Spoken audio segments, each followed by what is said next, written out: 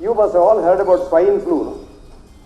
You ran around with that mask and all and never went anywhere and did all that. Whole thing was a hoax to make money. Did you know that? No. See, in every winter season in Europe and America, flu is a common thing. This is a minor illness syndrome. 4 minor illness syndromes make you more sick than heart attack and cancer. You probably didn't know about that. You are only talking about cancer, diabetes, hypertension. No. 4 things. Sore throat, flu-like illness, common cold, and feverish cold. Did you know this? In Europe, in winter, 50 million people do not go to work because of one of these 4 diseases. And all these 4 diseases require Indian treatment. What's that? When you have a cold, the virus lives in your nose and that's bugging you. You can't breathe enough. And you go and take a tablet. What does it do? Temporarily it gives you relief because it closes your blood vessels. Afterwards it opens it wide and you get more further congestion. Then you get cough. Then you may even get asthma. Instead of that, when you get the first few sneezes, go home, ask your mummy for a bowl of water, boil it, and the fume comes up, close your mouth, don't go very close because it will burn you, little distance. Breathe that fume in and out, maybe for 5 minutes. Your nose becomes 1 degree centigrade warmer and the virus dies. And next day you are fine, you can go work.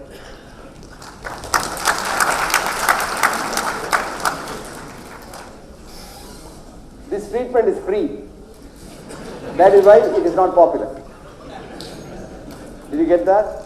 Suppose you get sore throat. Do you know the best treatment? Sip hot water. If you don't like water, many of you don't like water. Sip hot tea, doesn't matter. But keep on sipping for about half an hour so that the throat temperature and your head temperature goes up by 1 degree centigrade, germs die. But who wants to do that? Suppose you get a flu-like illness. Simply sit at home, don't go for work, rest. Number 2, plenty of water. Number 3, eat in moderation. And next day, you are okay.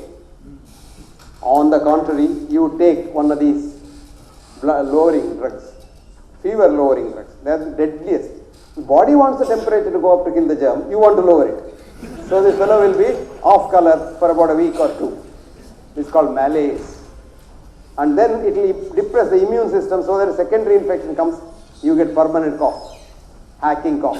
Then you take a cough syrup, it suppresses the cough and it becomes a pneumonia. Cough syrups are banned in all countries except India. Most countries, not all countries. Cough should be treated for the cause and not the symptom. Cough is an indication there is something wrong. Find out what is wrong or ask your doctor to find out what is wrong and treat that. Cough can be tuberculosis, cough can be pneumonia, cough can be cancer, cough can be anything. Cough can be simple cough. And if you suppress the cough, if you have said, let us say, cancer inside the lung, for a long time you don't know that cancer is there unless the cancer comes out of your mouth. So symptom treating is bad. That's why I said when you have a first symptom, what does it mean? Your immune system cannot cope with what is wrong and it has failed. So he gives you, then you go to a good doctor. I was telling you the good doctor is a family doctor because he knows all about you, etc., etc. Then we went at a tangent. Come back.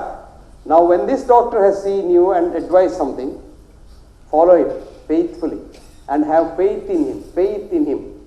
That will provoke your immune system and cure it. I was telling about a study which was done in Oxford, Cambridge, Hamburg and Munich and published in 2012 in one of the most prestigious journals called Science Translational Medicine, STM. This study showed severe pain, irrespective of what the cause of the pain is. They were running a drip of morphine into the patient and doing his fMRI, functional MRI, to see what the brain does, and told the patient, this is not morphine. This is a new vitamin we have found out for your pain. So you will not get pain relief, but you will get relief of your disease. Not a single person got pain relief. Then they took that patient, crossover to study the other side, ran saline drip, salt water, and told the patient, this is morphine. You knew salt or morphine. Everybody's pain went. Now they found out from the fMRI that when the patient believed it is morphine, when it was only saline, the forebrain produced such powerful opioids, much more powerful than morphine, that the pain disappeared. When he didn't believe it was morphine and it was morphine, what was happening to the forebrain? It slept. Nothing happened. So, Placebo. They said, you see a doctor, a good doctor, you see him. And then if he says, hey, don't worry, you're all right, you'll be all right. Kai Rashi solluvaanga. In South we say Kai Rashi. Kai Guna. Touch. Touch. It's a very powerful thing. You transfer your biological energy, you just tap him on the back and say, hey, you're all right, don't worry. You must be generous with your patient. And then he will be all right. But we have become nocebo doctors. We see the patient and say, oh my God, this looks like a cancer. Maybe maximum you have got about 6 months to live. I don't know how we say that. We are worse than the astrologers. Many times what happens is the patient is very bold and doesn't believe this doctor. He'll outlive the doctor and attend his funeral.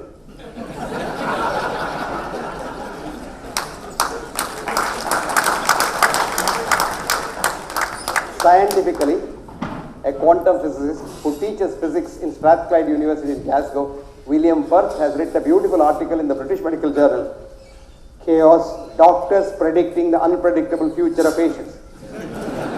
Please read this, you will understand it, because he wrote it in the Christmas issue. Christmas issue of the BMJ is reserved for light sort of science which ordinary man can understand. Please read this, I'll give you the reference if you want. W.J. Firth. You go to the Google and say Firth W.J. Article's name is Doctors Predicting the Unpredictable Future of Patients. Even when you go to a doctor and say fever and you, doctor, I've got a very important board meeting tomorrow, don't worry, take it 3 times, tomorrow you'll be all right. Bloody doctor doesn't know a damn about what he's talking. Don't worry. And this is in the British Medical Journal, write down, BMJ. You go to the Google, free it is available. BMJ 1991. Okay? Then semicolon, 303. Then colon, 1565. Did you get all that? You will get the article, read it. One reading may not help you, read it about 4 or 5 times.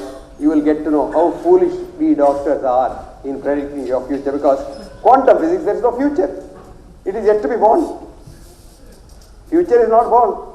Yesterday is dead, so why worry about yesterday? I always tell my students who are worried about the exams and all, forget 2 days in a month, year I say, you will be happy. What are the 2 days? Yesterday and tomorrow. You are happy. Today you are happy anyway. So I always tell them, work as if you are going to die just now. So you become very kind. When you think you are going to die the next minute, you are kind to everybody. You have no enemies, no grudge, no nothing. But plan like you are going to be immortal. Otherwise this world cannot go on. Everybody tomorrow says, I am going to die right now and I am not going to do anything. We will not eat also. So plan as if you are not going to die at all. Work as if you are going to die the next minute. Both may be true.